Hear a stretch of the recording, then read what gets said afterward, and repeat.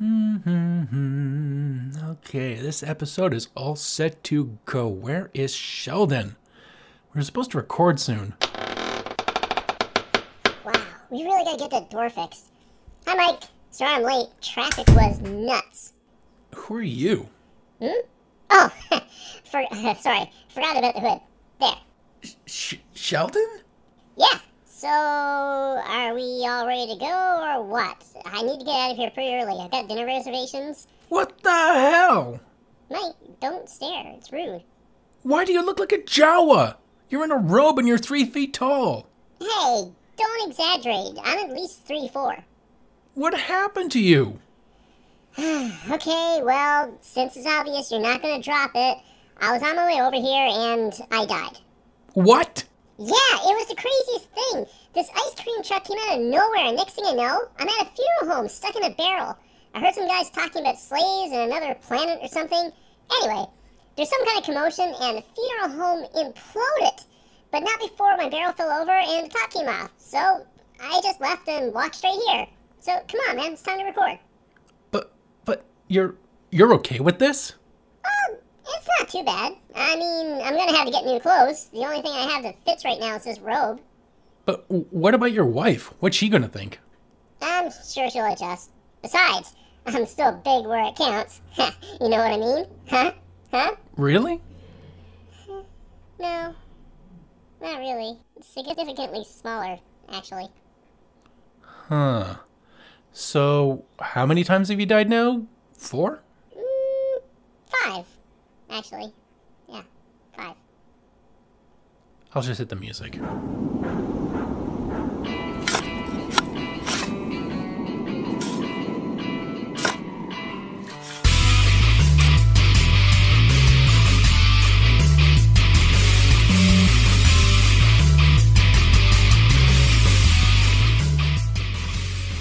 Welcome to the Graveyard Shift Horror Podcast, where each week we watch a horror movie suggested by one of our listeners and we break it down into the good, the bad, and whatever category we decide to make up along the way.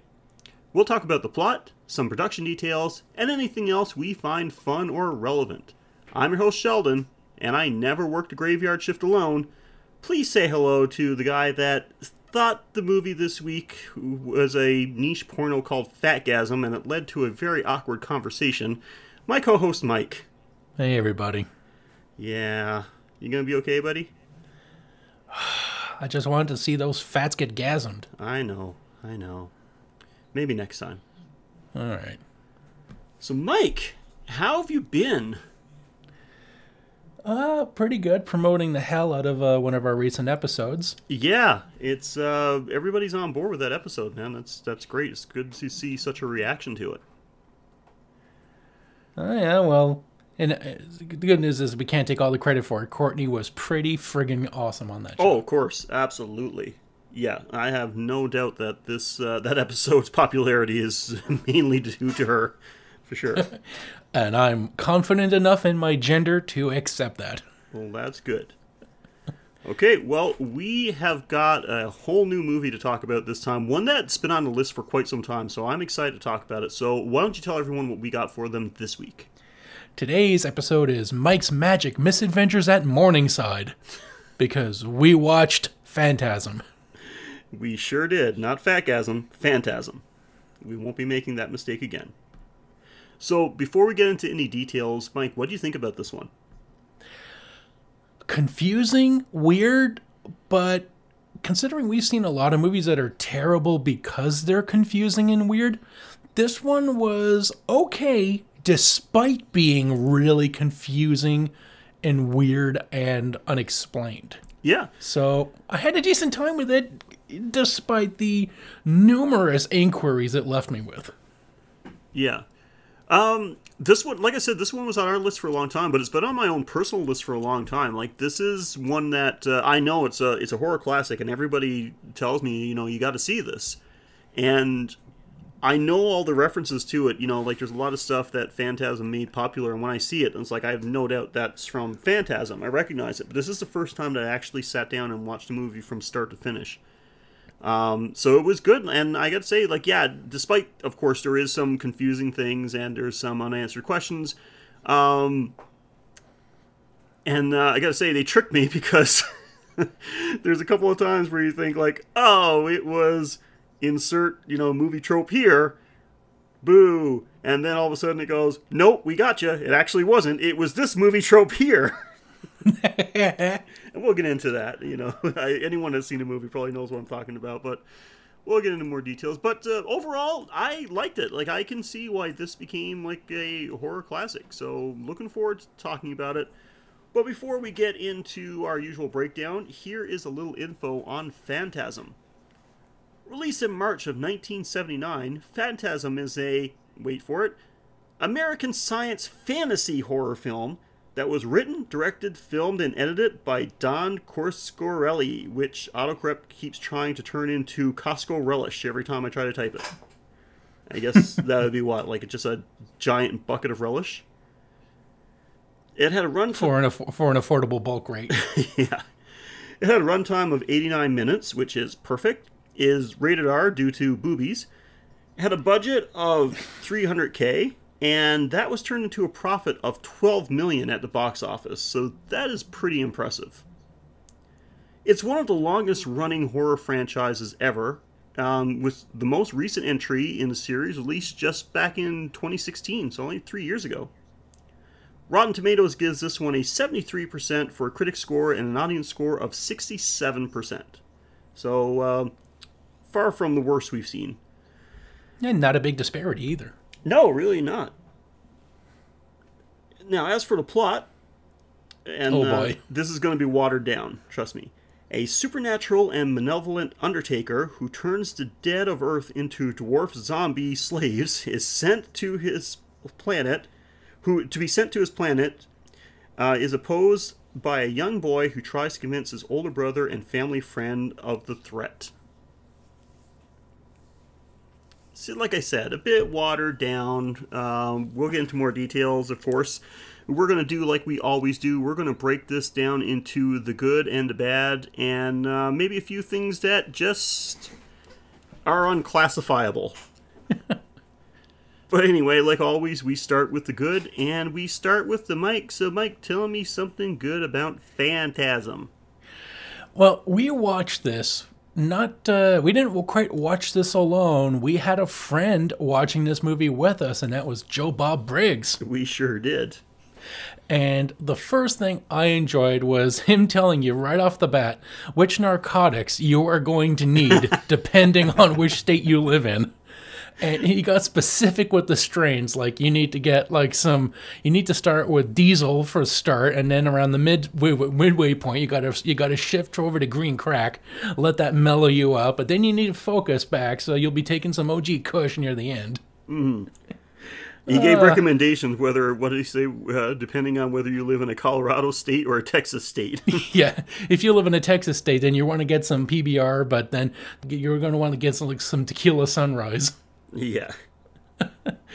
And then he ends with, like, green crack, not actual crack. The only crack that you should ever have is the one that's sticking out of your underwear. Yeah, so we watched this one on Shudder. So if you've got the Shudder app, all the Phantasms are available right there. Except 2, which is weird. It is on the app. It's just not on the Joe Bob special. I typed in Phantasm before, and I saw Phantasm 3, 4, 5. But 2 was missing from my search. Oh, it was on there. Maybe it's not there anymore. Anyway, I know I saw it at one point because I had them all marked. But yeah, you're right. Now I'm looking at it. Actually looked it up, and it's no longer, Phantasm 2 is no longer there. Yeah, and he actually mentioned during his review, there's a reason that they're not covering Phantasm 2. So I think like something happened at Shudder, and they told Joe Bob about it. So there must have been some rights or something. Weird. Maybe. I know that happened with Joe Bob with when he used to do Monster Vision way back in the 90s. And they were doing a Friday the 13th marathon, and they couldn't get the rights to part 4. So they did 1, 2, 3, 5, and 6. So remember those Dream Warriors that beat him at the end of 3, and then none of them showed up at 5? Let's just forget that. Yeah. So So yeah, so we watched this because you can watch it just normal way, like just a regular theatrical format, or do it the way that we did with the Joe Bob special because it just makes everything that much better. Yeah, but specifically towards the movie, the Phantasm himself, or as I like to call him, 7-foot tall riffraff.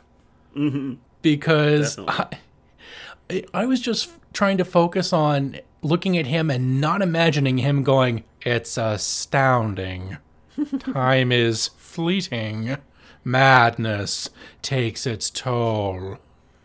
Yeah, I didn't even get that until when you said that, like, 7-foot tall riffraff, I'm like, what the fuck is Mike talking about?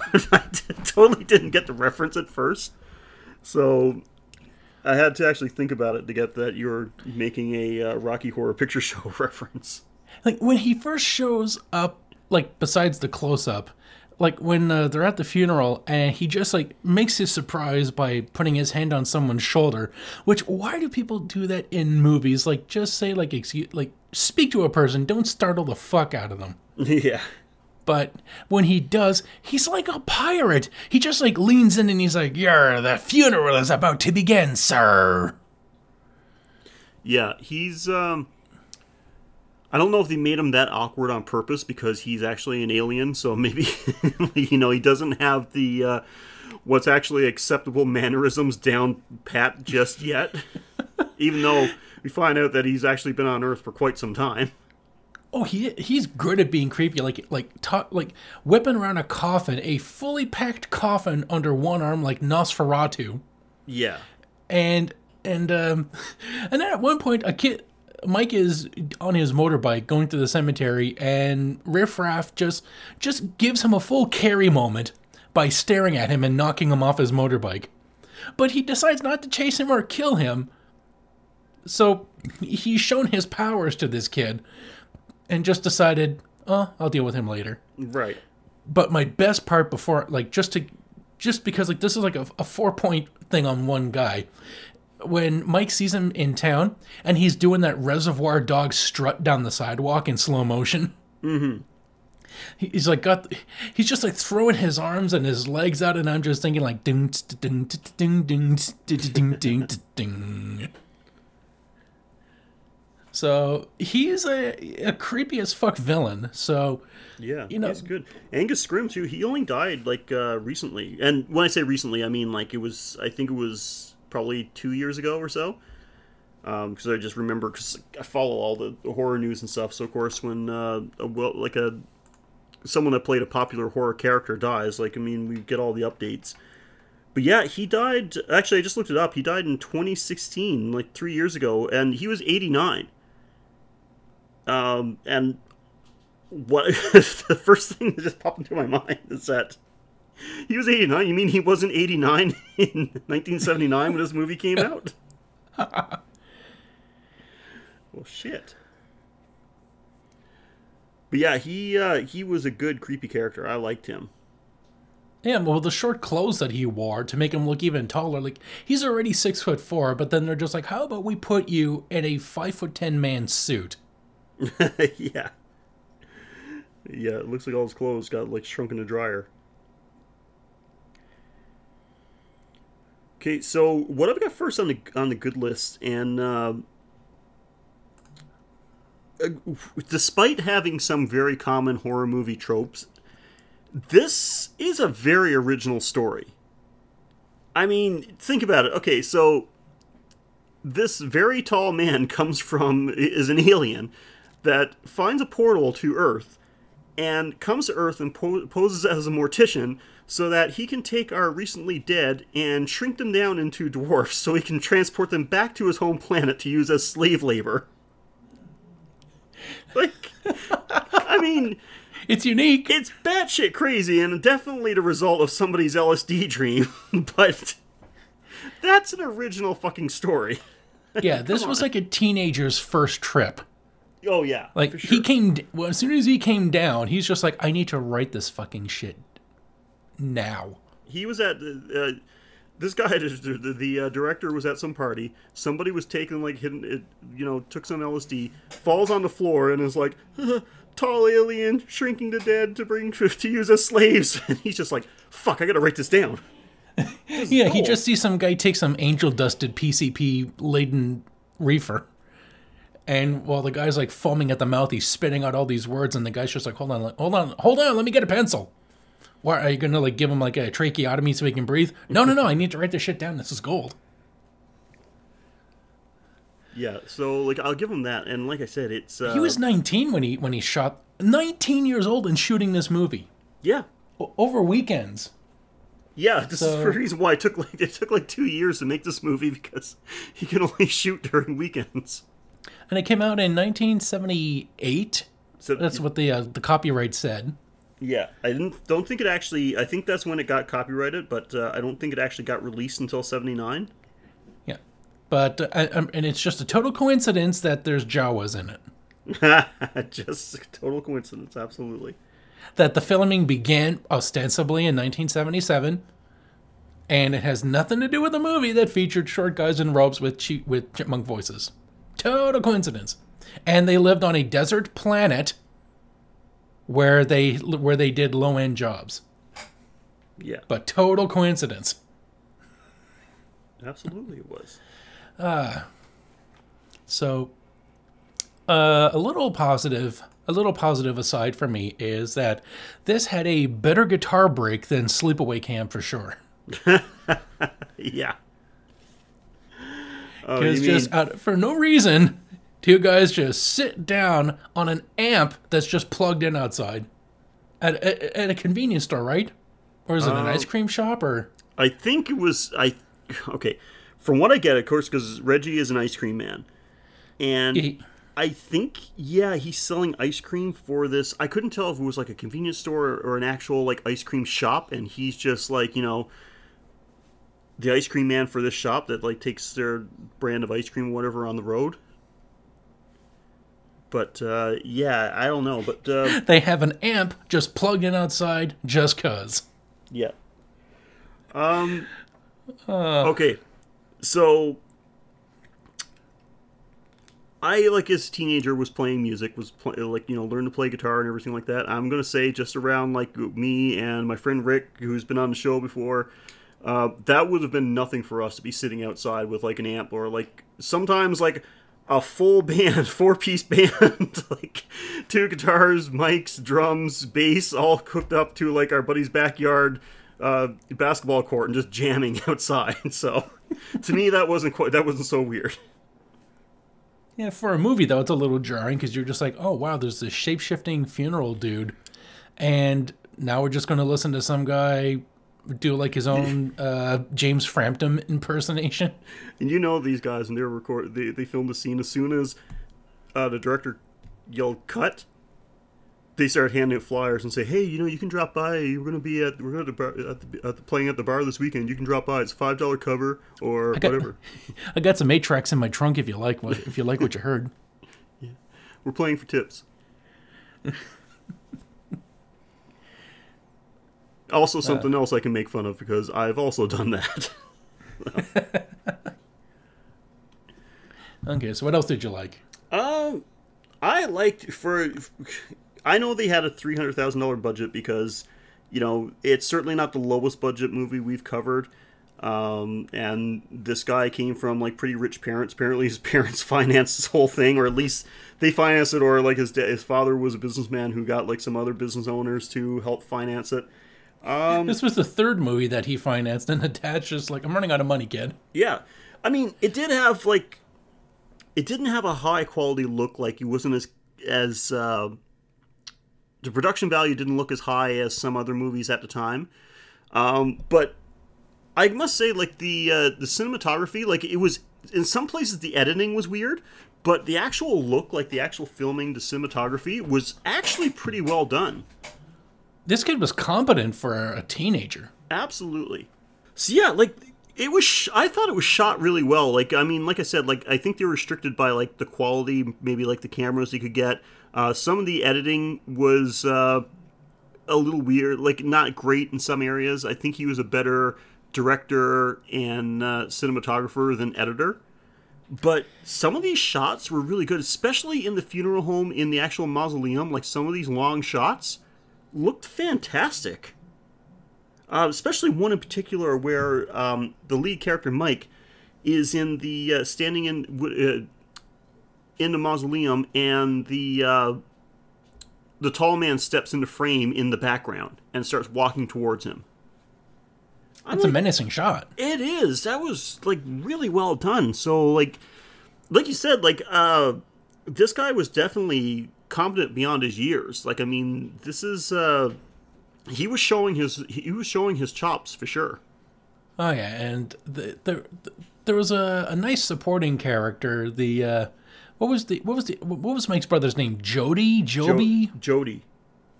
Jody, who looks like the love child of David Hasselhoff and Han Solo. Yeah. I said, oh my God, here it's like, I said, it looks like if every rock actor from the 70s threw up, it looked like this guy. And no, I'm gonna say I'll talk about this later, but. Yeah, this guy. I just opened up IMDb because, like, I like to have like some info about the movie on my screen while we're talking about it, just for some quick references. And the guy that played Jody, his name is Bill Thornberry, and his IMDb picture, his main picture, is the scene you were just talking about, where they're just sitting in front of the convenience store playing guitar. So he peaked at this point, apparently.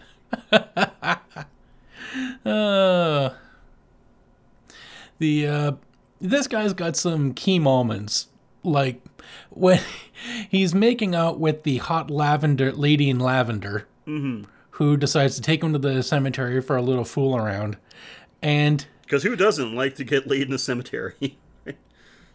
Well, yeah, like the place needs more stiffs. Ooh. So he's with her, and things are going well. Like, she's showing her knockers, and that's great. But then when Mike gets chased out of the woods by a Jawa, because Mike is just like watching his brother hook up, and I guess because, you know, they didn't have the internet in the 70s. Yeah. So this is the only porn you can get. just walk around town looking for somebody to hook up outside and just wait and hide. So he gets chased out of the woods, running and screaming, and like he has to scream about 3 times before the guy gets out of his trance. But when he comes up, he's got panties in his teeth. Yes. But it wasn't like he just pulled them off of her and he's going down on her. This guy was laying on top of her, meaning he was making out with her with these panties in his mouth. I think it was his first time, Mike.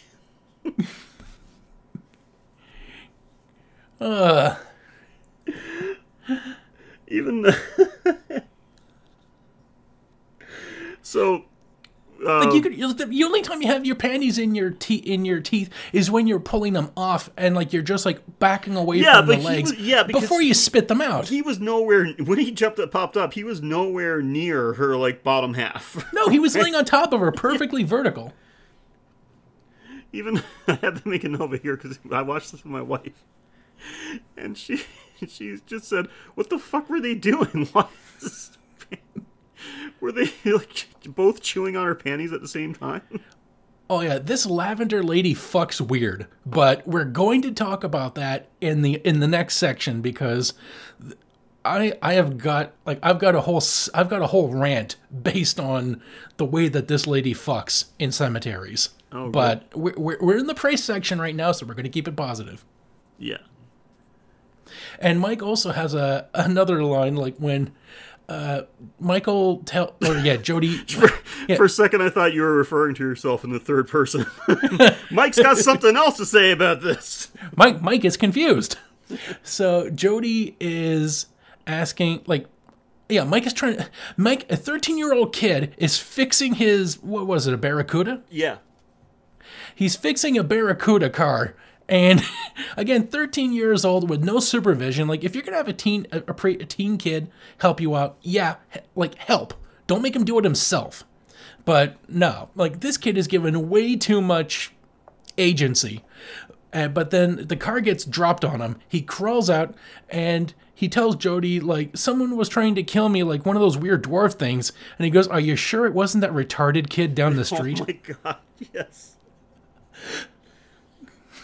No, like, you're just assuming that the neighborhood kid with a special condition just walked into your home, jumped on the car, nearly killed your brother, and you would rather accept that as... And even if that was the fact that it was this, special needs kid, still something you should probably be concerned about. Yeah, like, you should be locking your doors just to keep or at least, like, encourage your neighbor who is the guardian of this kid, put a leash on him or something because he's wandering the streets. Jesus Christ. Like, tether him to a tree in the backyard or something, get him some fresh air, but, watch out for him. He's wandering. Protect this kid. When you said that, all I can think of, you remember this skit that Mike Myers did for Saturday Night Live, where he was this kid in the playground, he was tethered to, like, the jungle gym, and he was wearing a helmet. And he's, like, jumping from one side to the other, He says... He's bouncing around. He tells the lady, he says, I'm hyperactive and hyperglycemic. I'm a hypo. That's who this kid is. This is the hypo kid. He's the unseen hero of the story. Maybe he's in Phantasm too. So yeah, that's Jody. Oh my god. And okay, this should be in the bad, but I'm gonna put it in the good because I laughed so hard at this. I can't help it. Like, I've got so many bad things that made the good list simply because they're just fucking ridiculous. I'm gonna put it in the good list. Fuck it, because like this is like if you have no interest in watching this movie, just go. I should have time-stamped it because like this should go to the scene and just watch this one like 10-second clip. And it pertains to like exactly what you're just talking about when Mike is trapped under the car and, thinks he's being attacked by something, and he's being attacked by one of the things that chase him in the woods. So he grabs a hammer and he whacks his brother on the foot. And honestly, the expression on Jody's face when he gets hit in the foot with a hammer, I want to take a screenshot of it and like make it like the background for my phone. Because it is the best. I had to play it back and pause it, and I just lay back on the couch and laugh because it is so ridiculous. It is the most... You just got smashed in the foot with a hammer, and he... Ah! And the look on his face. Oh my god, it is like a Jim Carrey-esque expression. Ow! Righty then, my foot. I'm going to go to the hospital. Ow! Oh, and he recovers way too quick, considering that this kid, if he's attacking with survival adrenaline, that toe is smashed. He has a fractured metatarsal. Yeah, and he screams and falls back, and then, what are you doing under there?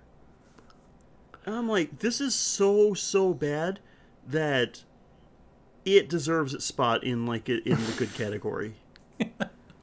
Like, I'm not even upset. Like, I'm impressed that somebody could act out a scene that bad, that poorly. Yeah. It's, the movie makes me feel good to know that somebody with my limited acting skills could potentially end up in a, end up being in a movie that becomes a classic horror movie. Because, goddamn. Mike is... Yeah, we've talked about the villain, we've talked about the sidekick, now the hero, Mike. He's 13. It's established that this kid is 13. Mm-hmm. He is given a shotgun. Yep. Instructions in its use. You don't point a gun at a man unless you intend to kill him. And you don't shoot at a man unless you intend to kill. Yeah. And he's given the instructions. He's allowed to drive. He drives repeatedly. Oh, yeah. And he comes home to a beer after walking home from an attack. And then the brother puts him in his room, and then he MacGyvers an exploding hammer. That somehow doesn't kill him. Literally, too, it's funny you should say that. That I have in my notes is like, this guy MacGyvered something before MacGyver. Oh. the it led at one point while he's driving, the brother gets attacked by basically the predecessor to the car, which is the hearse, and he shoots the engine. So, was it? Yeah, I think it ran into a tree and then it just exploded, leading me to ask, did Pinto make hearses? Okay. No, I'm not doing it anymore. I'm not going to jump categories. We're going to talk about the good, goddammit, first. We're going to use up all our good. The shotgunning in this movie is great because the brother comes in, shoots down one of these weird death orbs, which we're going to get into at some point. I'm sure one of us is going to talk about the death orb. Yep.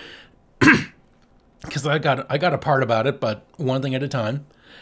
And you know that it's an actual shotgun being used because after it's used to destroy the thing, you get to see the barrel smoking afterwards. Oh yeah, I have no doubt that these guys were just firing off real guns in this movie. Yeah, it's like that's why this movie can only be made for about $300,000 because they don't have time to buy props. Like I've got one more big good, but I think you're going to get to it too. So I'll let you have your. I'm going to say that especially considering that like everything was done locally and it was basically like this movie was done guerrilla style. The effects were pretty good. Yes. Full on, like, I mean, not everything was perfect, but like I said, they were limited to what they had access to. And, first of all, creating, like, just to come up with the idea of, like, the death orb was something that has literally become, like, an iconic image in horror. Just, like, as soon as you see these things, you know what they are. It's like, hey, that's the orb from Phantasm. Well, it also looks like a prototype of the interrogation droid from Star Wars.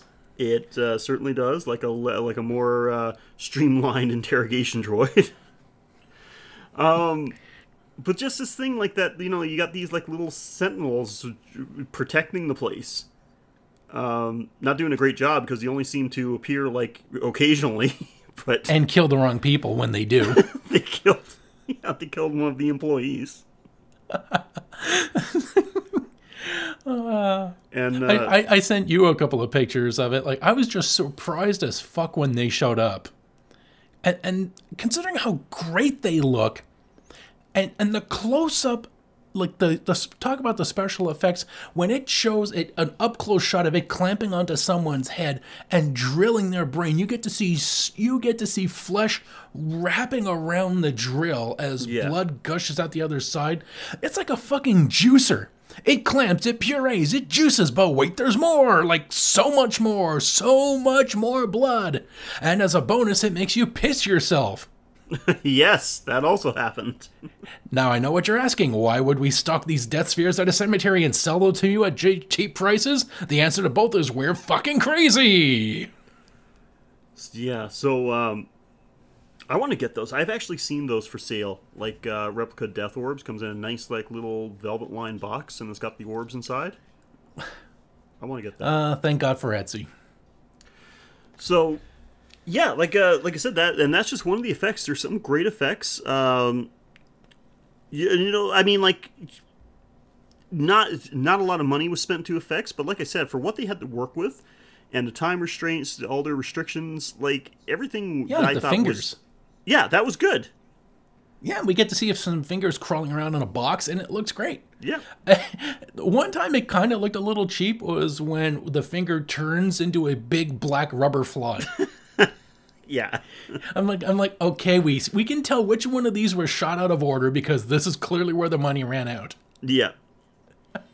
But everything else before then was like gold. Like they made great use of their budget. They just clearly ran out of budget at one point.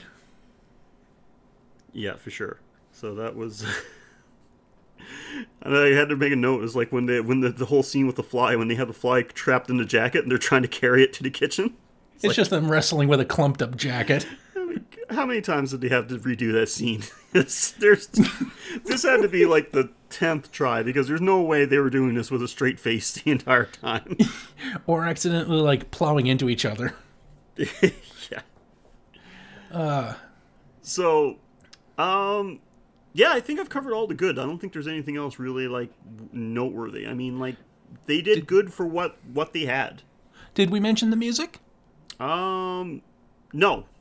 Well, the music. It wasn't, like, iconic, but, you know, it never felt jarring out of place or made me think, like, why the fuck are they playing this? Like, it was just straight down the line, decent music.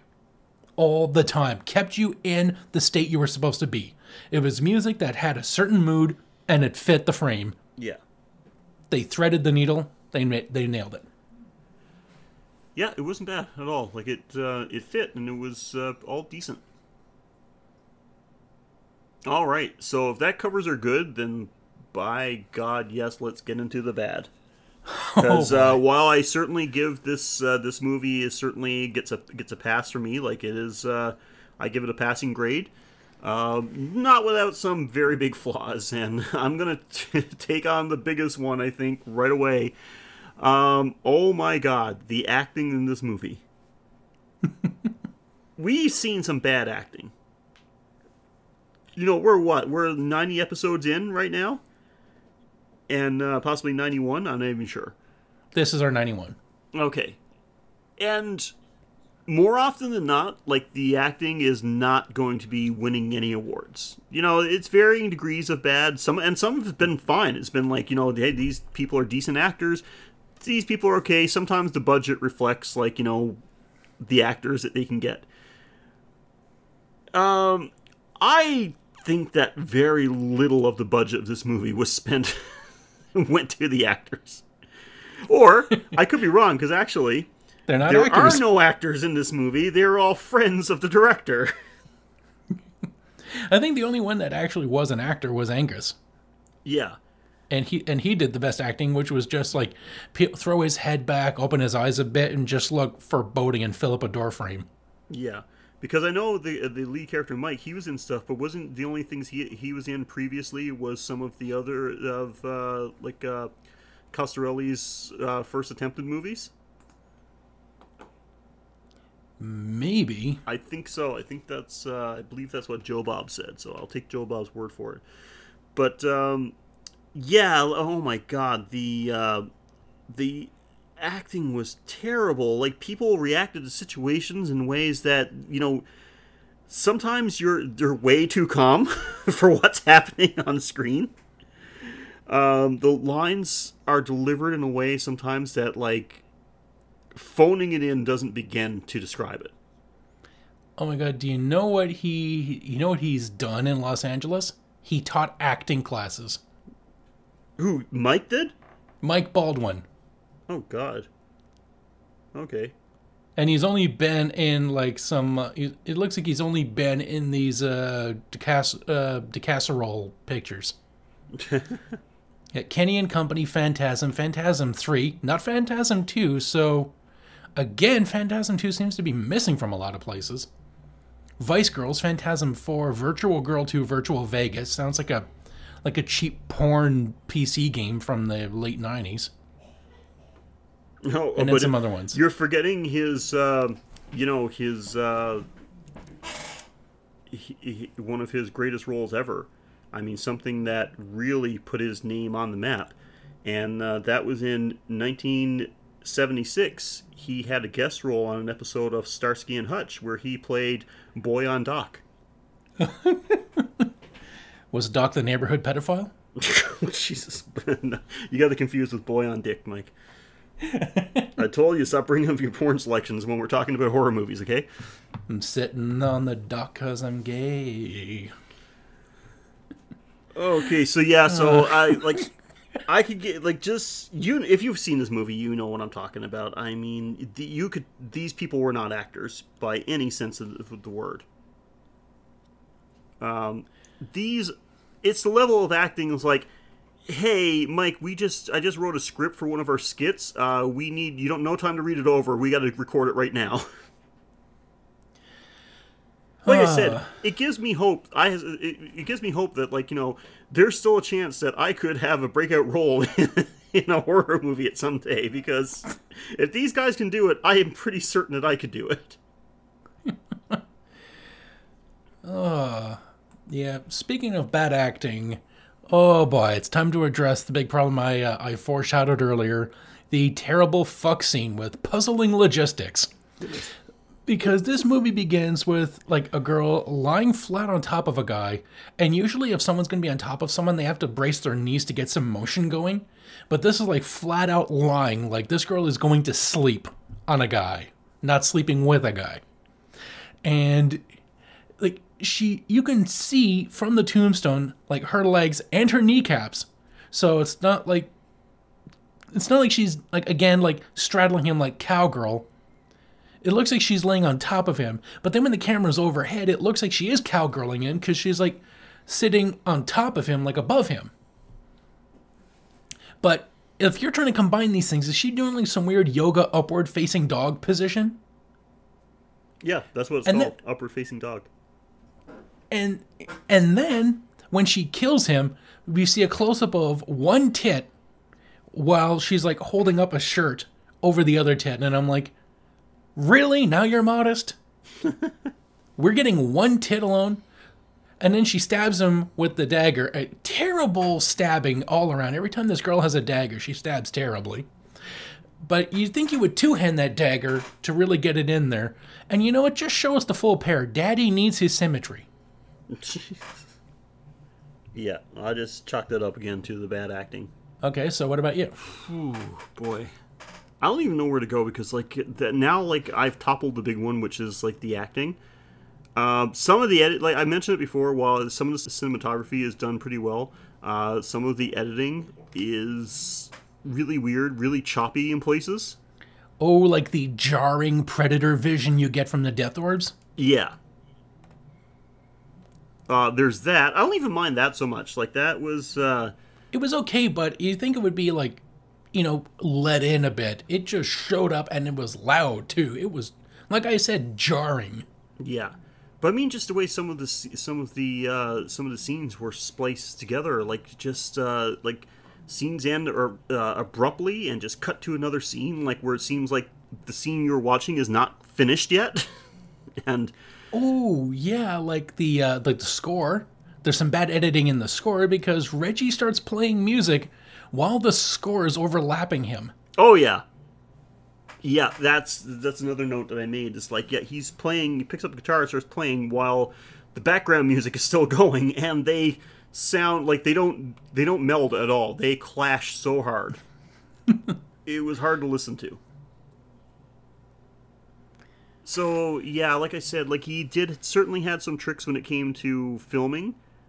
Give him props for coming up with, like, a nice original story, but, like, yeah, should have took some of that budget and spent it on an actual editor.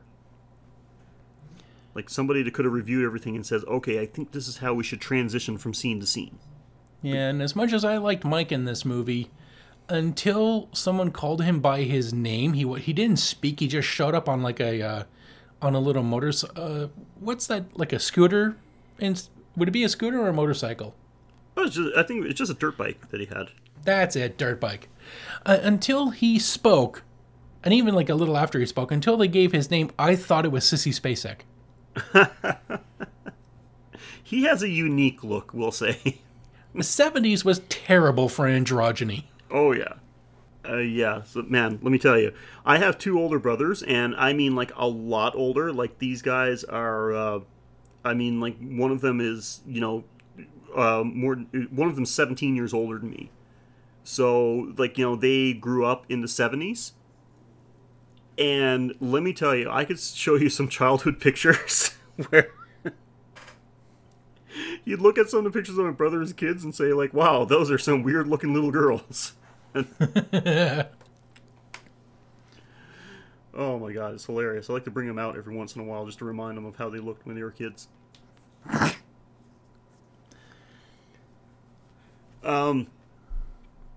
Okay, and so I want to talk about just one thing that, like, just why the fuck was this even in this movie? The scene when Mike goes to the fortune teller. What the fuck was the purpose of that?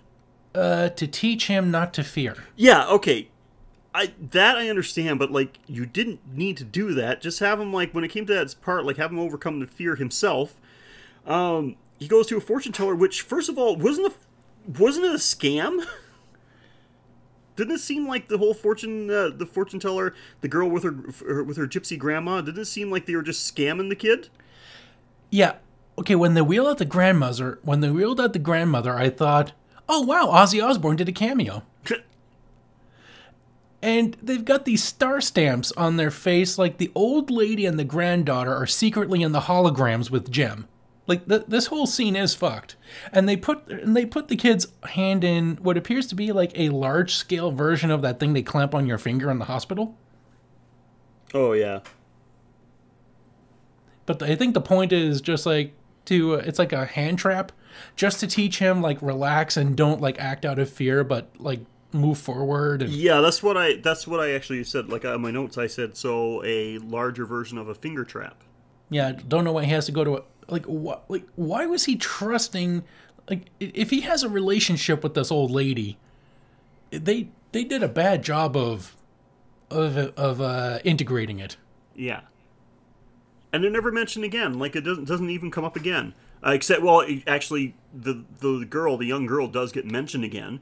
But okay, so we get this scene. For a psychic grandma, you'd think that she would have been warned, like, if you're going to go for a drive, don't open the fucking door. At first, I thought that this was going to be like, holy shit, is this going to be like, the psychic lady from Poltergeist?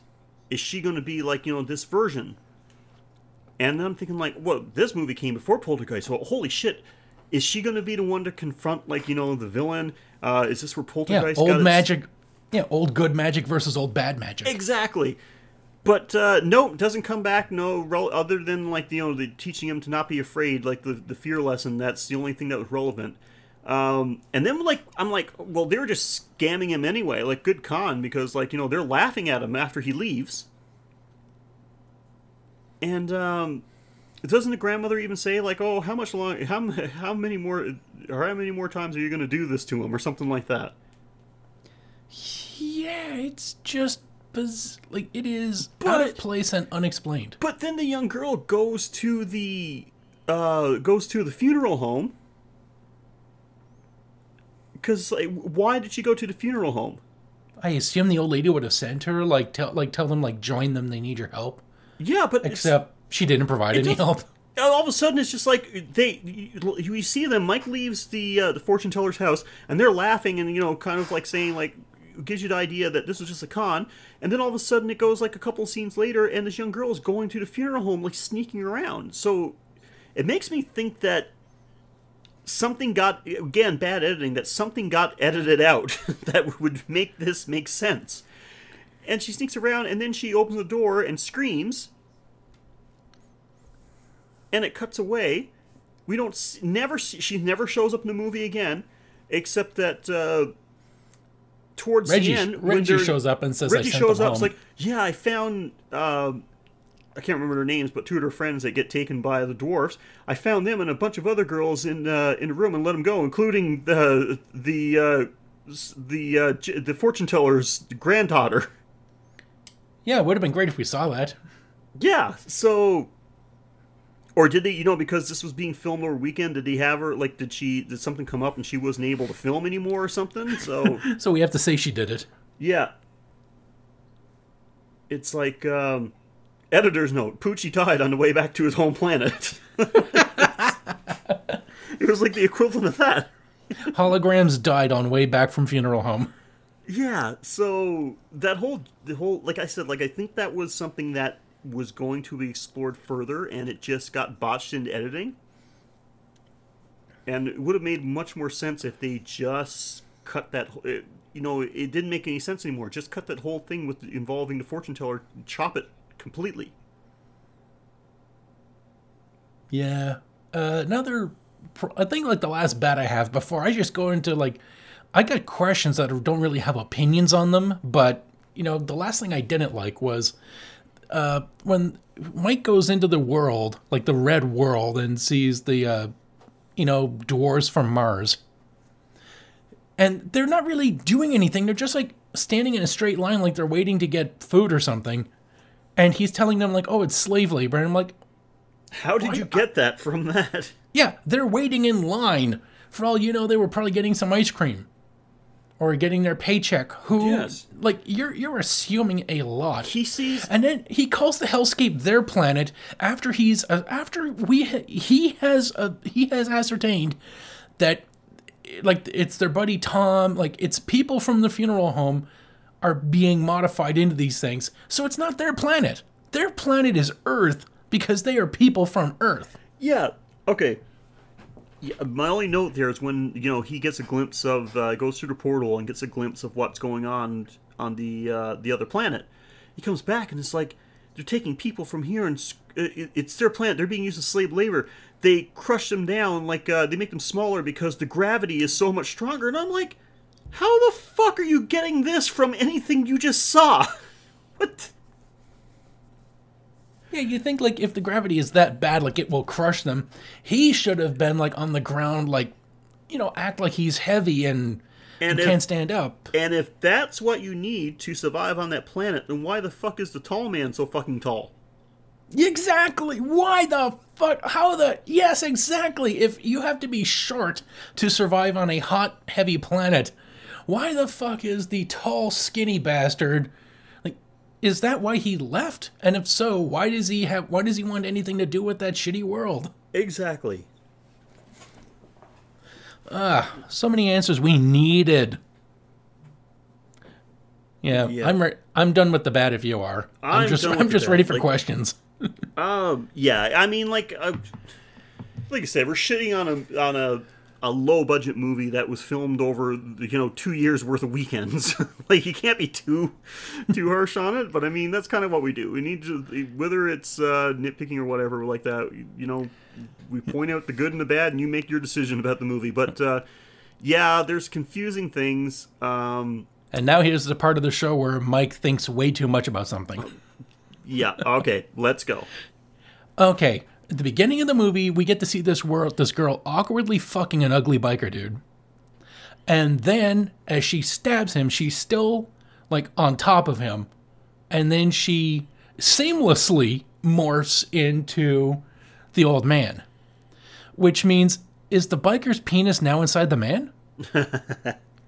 He morphed back into a man without getting off the biker. That penis needs to be accounted for.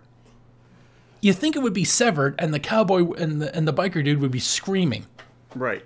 Now, according to something that I looked up, is that no, it's not like the tall man is not morphing into this girl. She's just a projection, like kind of like like if a mental projection of the tall man. Well, you say that, but she's there. Yeah. It's not like she disappears and he's like nearby. Because that would make sense to me. Yeah, but if this guy was fucking someone that wasn't there, that's fine. But she stabs him, so like she can hold a knife. Think of think of it this way: a mental version of the Star Trek's holodeck. Okay, yeah, fine. And the tall man would be the holodeck projectors. I get that. I sound like a fucking geek right now. Jesus Christ. I finally brought you to my level. Oh, fuck. Give me that. It took 90 episodes. It took 90 episodes, but I turned you around. Oh, my God. Now you're becoming a projection of me. I might as well have, just put on the glass and like, well, here's what really happened. Actually. Go fuck yourself. And, just a thought. Reggie looks like a combination of Dean Norris or Uncle Hank from Breaking Bad if he merged in a teleporter accident with Clint Howard. And I got a note I forgot to delete. Clint Howard, one of his, horror movies he's known for, Ice Cream Man. Oh, shit, symmetry. Mm-hmm. Do you think Clint Howard took inspiration from Reggie? Thinking like, fuck, if this guy can nail it with that look? Clint Howard took inspiration from Ron Howard getting hit in the face with a brick. You think with all the money he makes from acting, he'd fix some of that. Oh my God. He is hard to look at. Look how much money his brother has. Just say like, dude, please, can you just, give me enough cash to do something with this. I don't have your hair and I don't have your face. Can you at least give me something for these teeth, please? Yeah. I'll move cameras and shit. I'll work for it. Another question. Isn't pressing the cap on a bullet or a shell how it gets fired from a gun, i.e. vis-a-vis an explosion? I said while he was doing this, while he was inserting the thumbtack into it, I'm like, do that very slowly. No, he just like takes the shell and pounds it into the tack. Yeah. Won't wedging that push the cartridge, put the cap down a bit? That's how they bloom. That's how they boom. Yeah, but it has to be a bit of force. Like, it has to be a bit of a, like, you do it slowly, you're fine. I think like if you were going to do that, you would take the base off, like remove the cap from the powder, put that in, and then put everything back. Yeah, I'm not going to get into the logistics of how to make the best way to make a small explosive device. Thank you very much. To make an exploding hammer. Great for taking out doors. The only thing that I've seen like similar to that was, of course, because I came from like a small fucking redneck town where you could get away with doing anything, and a childhood friend of mine, we were just fucking around the beach, and he found a shotgun shell. And it's like somebody obviously was doing some hunting or something, dropped it in their pocket, and it's fine. It's like it wasn't there long, even though it's like on the beach. It hadn't had any rust or anything like that. Someone was hunting jellyfish. And so he decides that, okay, so of course, like all of us kids, we had air rifles, BB guns. He decides that he's going to take the shotgun shell, duct tape it to the front, the barrel, the tip of his BB gun. I'm going to fire a BB gun into the explosive part of a shell. Yeah. So what happens when you do this? Because, the reason why, the whole physics of a gun is that it's in a contained chamber, so it shoots in one direction, right? It just shoots the only place it can. Out. Exactly. It's only got one exit port, and it, the explosion propels it out, whatever. When it's just in the open air like that, duct taped to the tip of a gun, it's just going to explode. Yeah, when it explodes, not in any general direction. It's not just a fireball. There's also pieces of plastic from the cartridge itself. Yeah. They have to go somewhere. We literally had, welts on our body where we got struck by, fucking, the fucking... Because it doesn't have enough force, it's not coming out with a... Like I said, because it's not contained, so it's not going to have, nearly... It's going to have fraction of the force an actual real gunshot would. Still right? Plastic shrapnel. Plastic shrapnel, and the lead shots, hit us as well. And, enough to, bruise skin. It broke skin in places. A BB gun assault. I was standing behind it and got some, to the face. It's at that point, it's a mini grenade, isn't it? Oh yeah, it's just exactly. It's just a tiny bomb. Yeah, so it's you want to see two guys, even with the pain we were feeling, you wanted to see two kids vacate that area real fast. Yeah, and then my last question was, it was all a dream. What, not? Yeah, exactly. That's what I said earlier about, got me with a trope and then said, nope, it's not that trope, it's this trope. It was all a dream, but everything terrible and menacing is still existing. Yeah. So we get, it's all a dream because they actually take care of the tall man, it's Victory, and Mike wakes up and it's all just a dream. Yeah, but it's a weird dream because in the movie we see Reggie gets killed by lavender tits. And then the brother ends up pushing a probable actual ton of boulders off a hill to knock the thin man into a mine shaft. And he's giving him a thumbs up, yeah, good thing you waited while I had this massive pile of boulders that I can throw. I was good thing you're not just a second slower, Mike, because your brother would have crushed you with a giant boulder. And also that these boulders all rolled into the place I needed them to, rather than, do what actual lopsided devices, what actual lopsided shapes will do when going down a hill and go wherever the fuck they want. My only note for that is, are you fucking kidding me right now? All I know is that with his knowledge and intuition of wobble physics, he would dominate at Plinko. I put down, are you fucking kidding me right now? It's like, in this movie so far, we've seen flying death spears, dead people getting shrunk into dwarfs to serve as slaves on an alien planet, and this is the most unrealistic thing we've encountered yet. Throwing foam boulders like it ain't shit. Oh my god. Although, in his defense, those foam boulders looked good. They weren't bad. They weren't certainly not the worst. I've seen foam boulders in movies where they're rolling, they actually start to come apart, and you can see like the white foam inside. So I can't complain about these. They're not bad. But yeah, so Mike wakes up to this was all a dream, and sharing a house like Reggie's looking after him. And Jodie's dead apparently. Jodie is dead, and that's all a dream. And he's pretty upset, and Reggie's trying to comfort him, and oh my god, they get uncomfortably close for a second. Yeah, like it looked for a second like Reggie was grooming Mike. My notes say right here at one point, please don't start making out. Please don't start making out. Please don't start making out. Because honestly, it looked like that's what they were moving into.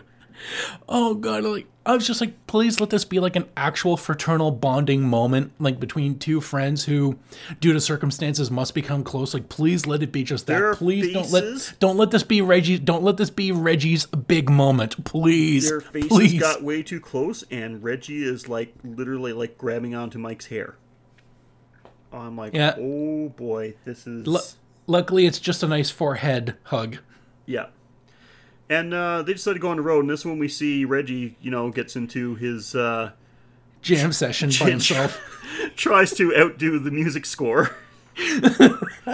And Mike goes upstairs to pack a bag, and he says, let's go on the road throw a bag together. We're going to go on the road for a couple of weeks.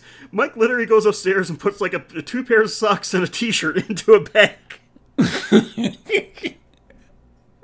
Like, this is going to be an uncomfortable couple of weeks, dude. And then I realized nobody has actually changed their clothes throughout the entire movie, which has taken place over a couple of weeks, I think. So, and then the tall thin man is just like, "Hello." Yes, we get it's just a dream trope, and then no, it's actually real, and it ends on the ending that's not an ending. Yeah, where Mike gets pulled into the mirror dimension because now mirrors are a dimension. Yeah. So, and that's how it ends. So there's going to be a Phantasm 2, but good fucking luck finding it. Yeah. You won't find it on Shudder, at least, not anymore. And you won't even find Mike in it. No. Mike is in it, just being played by a different actor.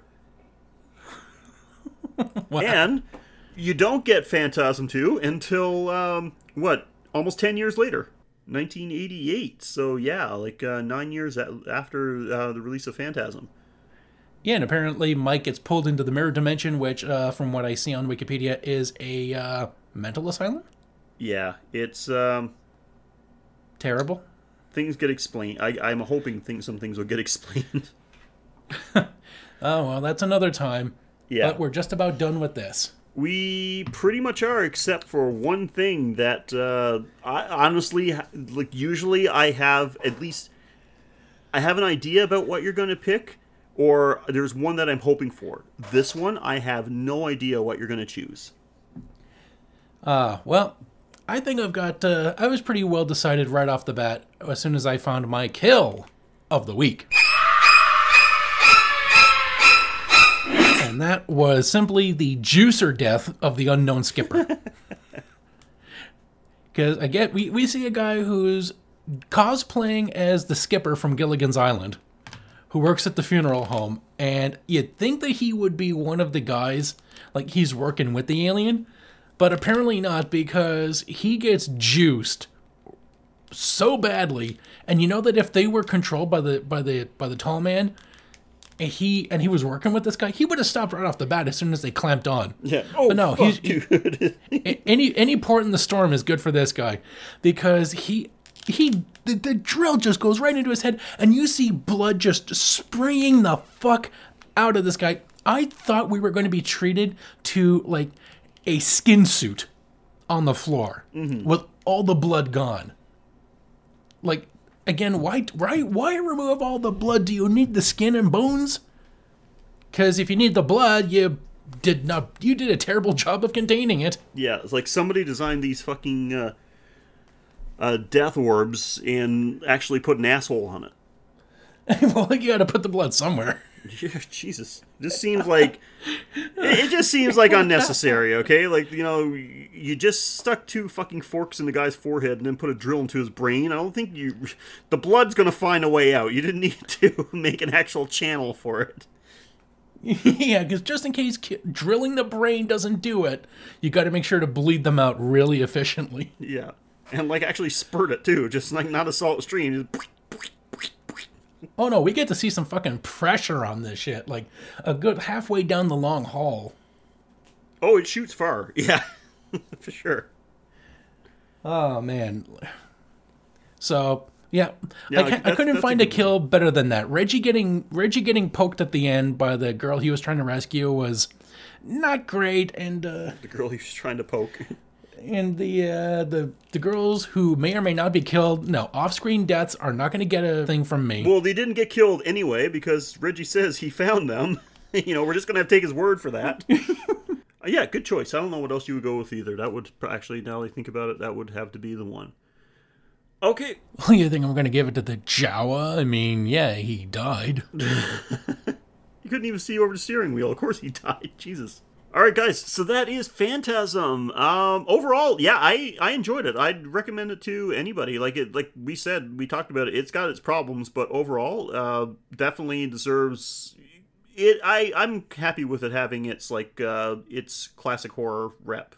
So definitely check that one out if you haven't. And if you have, what do you think of it? We want to know. So you got a few options for getting in contact with us, not just to tell us your opinion of Phantasm, or, you know, if you had some disagree with us on some points, or want to talk about some points we missed, or if you have a recommendation for a movie you want us to cover in a future episode.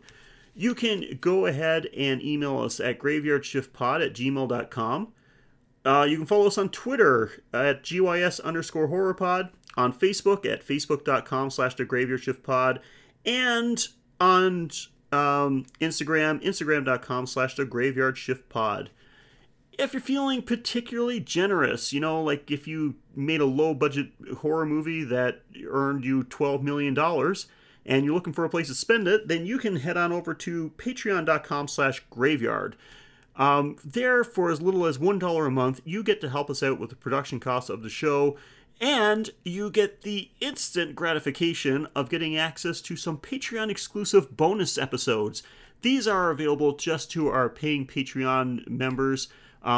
We do those differently, these episodes differently, we do with the regular feed. Instead of just covering like the good and bad parts of a movie, we do a full synopsis. Sometimes we do things other than movies, like we'll cover some horror-based TV shows, video games, do top 10 lists, all kinds of stuff like that. So check those out. But of course, we totally understand that not everyone has the money to give us money, but you can still help us out a ton by going on to iTunes or Stitcher or however you get your podcasts.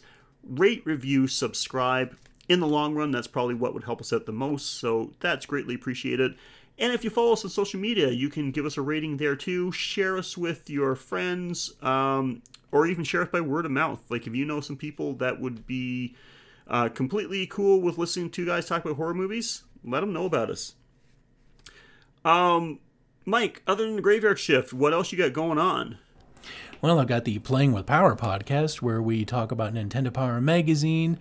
We are currently covering 1997, which is the year of the N64. Unfortunately, so far this year has no particularly impressive launch titles and no Super Nintendo games. Ooh, yeah. Yeah, so not great. Mm-hmm. Then I've got the Taste Test, where we play Balloon Fight on Groundhog Day. And then there's the Tech Chatter podcast, where me and Reg talk about tech news, devices, breakthroughs, things that will change the world or destroy it. And we try to throw a little good news in there to lighten things up. And then there's also the Schlock Chatter podcast, which I keep announcing, but doesn't get released yet for reasons like... Because I'm fucking suing you guys' asses for stealing my idea, that's why.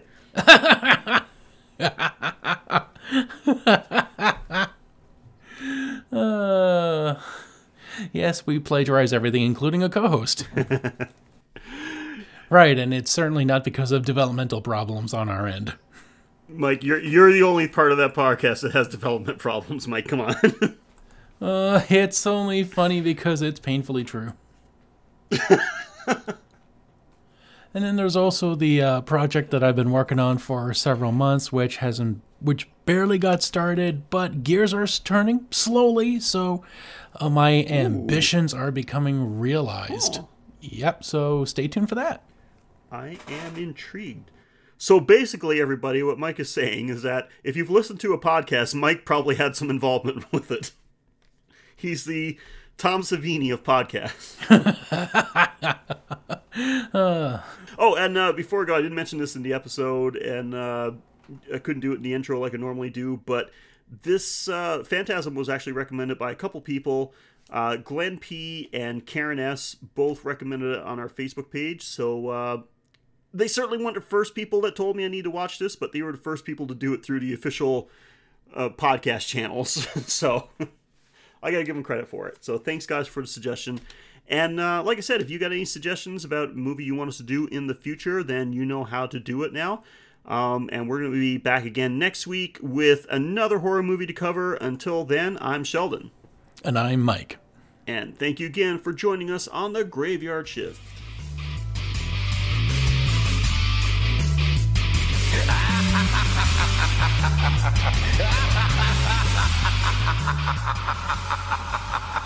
ha ha!